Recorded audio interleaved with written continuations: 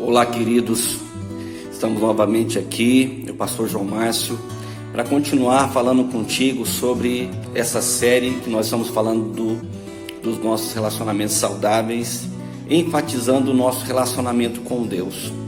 Hoje nós vamos entrar em outro assunto. Ontem, no domingo, no culto de domingo, nós falamos sobre a importância de colocarmos Deus acima de tudo.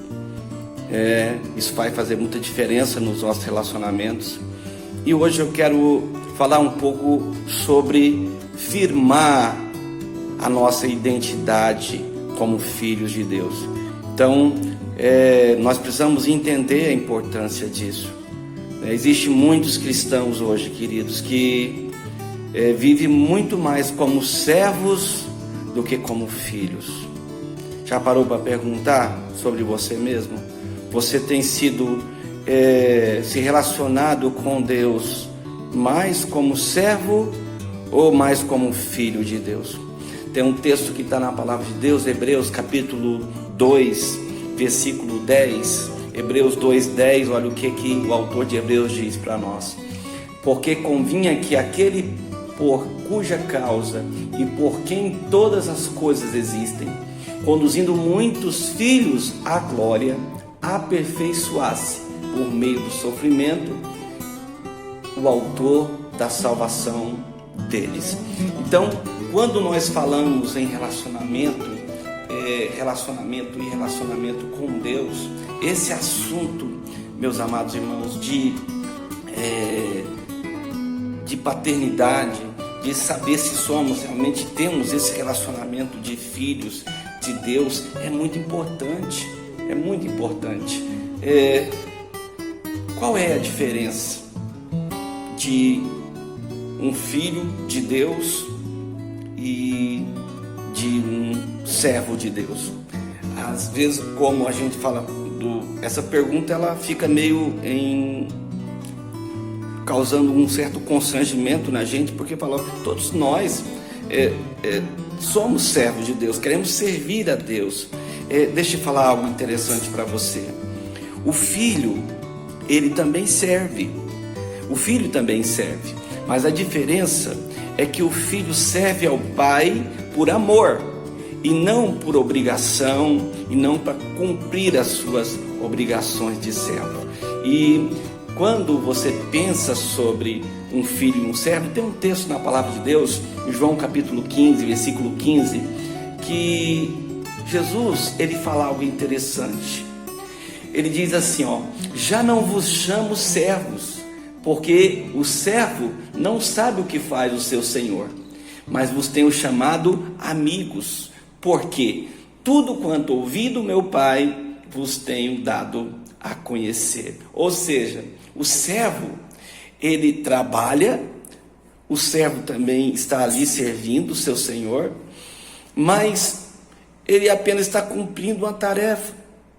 Agora o filho, ele trabalha, ele ajuda o pai, só que ele participa junto com o pai de algo que o pai já compartilhou com ele. É algo que também pertence a ele, que ele se envolve. Ele não está fazendo algo por fazer, ele está fazendo algo porque ele foi comunicado pelo pai. O pai deu a conhecer aquilo que ele pretende fazer. E a diferença é muito grande, não é? Algumas características de um filho está em Romanos capítulo 8, versículos 14 a 17. Apóstolo Paulo, ele fala algumas coisas bem interessantes sobre algumas características que os filhos de Deus precisam ter. E olha o que o texto diz, Romanos 8, 14 a 17.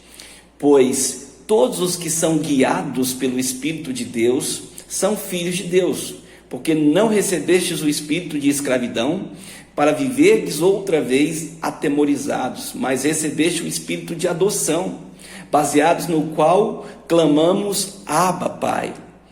O próprio Espírito testifica com o nosso espírito que nós somos filhos de Deus. Ora, se somos filhos, somos também herdeiros de Deus e co-herdeiros com Cristo. Se com Ele sofremos, também com ele seremos glorificados. A primeira característica, então, que a gente pode ver aqui, que o apóstolo Paulo está dizendo sobre um filho de Deus, é que o filho de Deus é guiado pelo Espírito de Deus. O filho de Deus, querido, é aquele que tem direção na sua vida. É como um filho que é tomado pela mão do pai e é conduzido, e ele anda seguro ali, porque ele sabe que o pai não vai levar ele por caminhos errados, ou por caminhos perigosos.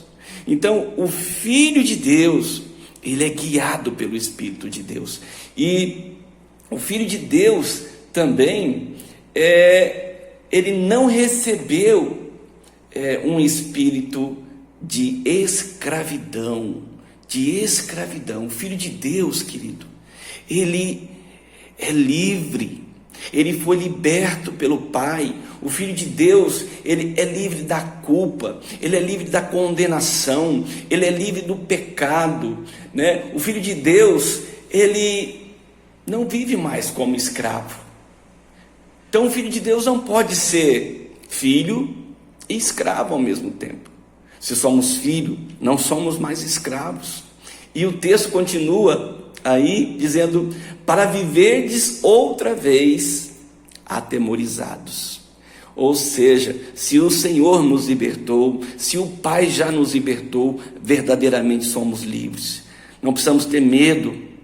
Não, o diabo, às vezes, ele tenta cobrar uma dívida que já foi paga, mas se o inimigo vier sobre a sua vida, te cobrar e colocar medo em você de uma dívida que não é mais sua, mostre o recibo para ele, não é? Você tem um recibo. O sangue de Jesus Cristo te purifica de todo pecado. Toda dívida que outrora estava contra ti já foi paga, já foi cancelada, não existe mais nenhum, e você não precisa mais ter medo.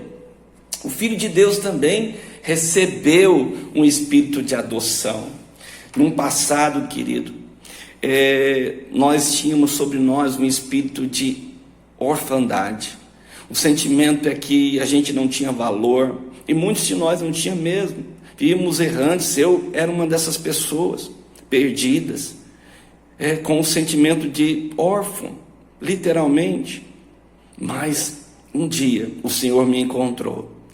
E a partir desse momento eu recebi o espírito de adoção, e eu fui escolhido. Uma coisa interessante desse espírito de adoção, e quando a gente fala de adoção, é que o filho adotado, ele foi escolhido.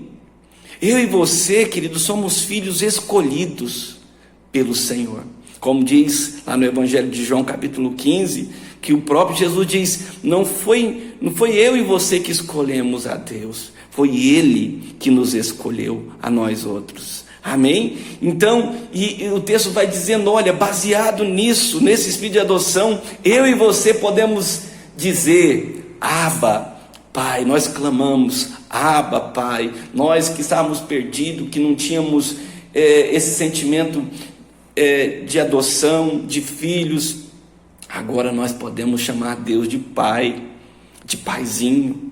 Quantas vezes eu tenho feito orações assim, íntimas com o meu Pai, e digo: Pai, eu sei que o Senhor me entende, eu sei que o Senhor me conhece até melhor do que eu tenho liberdade de usar essa expressão, porque, como diz o texto, uma outra expressão do filho é que o filho que é adotado, o Espírito testifica dentro dele que ele é filho de Deus. Às vezes alguém chega assim: como é que você tem certeza que você é um filho de Deus? Sabe por que eu tenho certeza? Porque o Espírito que me adotou, ele confirma, ele testifica dentro de mim que eu sou um filho de Deus. E o ponto 5 diz que, além de ser filho, e como filho, é claro, nós somos herdeiros. Já pensou nisso? Você é filho e você é herdeiro e co-herdeiro com Cristo. Tudo aquilo que Cristo conquistou na cruz do Calvário é nosso por herança. toda conquista, tudo aquilo que foi conquistado por Jesus Cristo, meus amados irmãos, nós somos agora participantes dessa herança. Como filho de Deus, você tem uma herança preciosa, a maior delas é a vida eterna, que nós vamos herdar juntamente com Jesus Cristo, nosso Senhor. E eu quero encerrar esse tempo nosso de meditação, chamando a sua atenção para um detalhe desse texto. O texto que nós estamos lendo aqui em Romanos, ele termina com a expressão: se com ele sofremos, também com ele seremos glorificados. Somos co-herdeiros com Cristo. Amém? Amém? Você é um co-herdeiro com Cristo? Toda herança que ele conquistou é nossa também. Amém? Você crê nisso? Amém? Mas olha só que interessante, que a mesma expressão que aparece aqui em Romanos aparece também lá em Hebreus 2. Lá em Hebreus o texto diz que somos aperfeiçoados através do sofrimento. E aqui em Romanos, Paulo diz que se sofremos juntamente com Cristo, seremos com ele também glorificados. Talvez uma coisa que precisa ficar muito, muito claro no nosso coração, meus amados irmãos, e que muitas vezes o inimigo usa contra a nossa vida, é que o fato de sermos filhos de Deus não nos isenta de sofrimento, de dificuldade. Às vezes a gente pensa assim: olha, mas se eu sou filho de Deus, lembra das acusações do diabo na tentação, lá em João capítulo 4, Mateus 4, que diz: se você é filho de Deus, colocando em dúvida, em xeque, se Jesus realmente era filho ou se ele sentia-se amado pelo Pai. Mas olha que interessante, que o próprio texto está dizendo: olha, assim como Cristo sofreu, o Senhor não livrou Jesus do sofrimento. Eu costumo dizer, olha, Jesus fez uma oração lá no Getsêmani muito forte. Ele faz uma oração e ele chega e diz: Senhor, Pai, se for possível, passa de mim esse cálice, mas não seja feita a minha vontade, mas a sua. O Senhor não passou. Se o Senhor não passou, é porque Jesus tinha que passar pelo Calvário. Então, muitas vezes eu fiz essa oração e tenho feito essa oração: Pai, se for possível, passa de mim esse cálice, mas não seja feita a minha vontade. Muitas vezes não é que o Pai deixa de nos amar, ou ele deixa de ser nosso Pai por causa de uma situação difícil, algum sofrimento que a gente passa. Isso faz parte da nossa vida, da nossa família, da fé. O Senhor não vai livrar, mas até mesmo nesses momentos o Senhor tem um objetivo. Assim como Jesus tinha um objetivo, Deus tinha um objetivo com o sofrimento de Cristo na cruz. Aquilo que nós enfrentamos no dia a dia também, querido, e Deus permite, certamente existe um objetivo do Pai. O Pai, muitas vezes, Ele quer nos trazer mais para perto. Às vezes o Pai está sentindo falta, saudades da gente, e Ele quer ter a nossa presença. Então, eu quero dizer para você que, se hoje há uma dúvida no seu coração por alguma dificuldade que você tem passado, não permita que isso coloque em xeque a sua identidade de filho. Você não deixa de ser filho de Deus porque você passa por uma dificuldade, por algum sofrimento. Jesus era filho de Deus e ele passou. Amém? E assim como ele passou e nós passamos com ele, assim como ele foi glorificado, nós também seremos. Amém? Eu quero orar com você, mas antes de orar quero falar que amanhã o nosso assunto vai ser aprendendo a ouvir a voz de Deus. Nós precisamos aprender a ouvir a voz de Deus, e eu quero contar com a sua participação. Amém? Dá uma curtida lá no nosso vídeo, tá? Compartilha com alguém se tem edificado a sua vida, tá bom? Quero orar pela sua vida, especialmente se você tem alguma dúvida no seu coração sobre ser filho de Deus. Eu quero dizer para você, você é filho de Deus. Se tem dúvida, vamos orar nesse momento. Mas que não haja, se essas características que foram faladas aqui fazem parte da sua vida, você é um filho de Deus, você é uma filha de Deus. Tome posse disso no nome de Jesus. Pai, em nome de Jesus eu quero orar por cada um dos meus amados irmãos que aqui estão comigo nesse momento e pedir ao Senhor, derrame sobre a sua vida, traga, Senhor, sobre a vida deles a convicção, Pai, que eles são filhos de Deus, foram adotados na família de Deus, fazem parte da família celestial de Deus, em nome de Jesus. Deus te abençoe, amado irmão.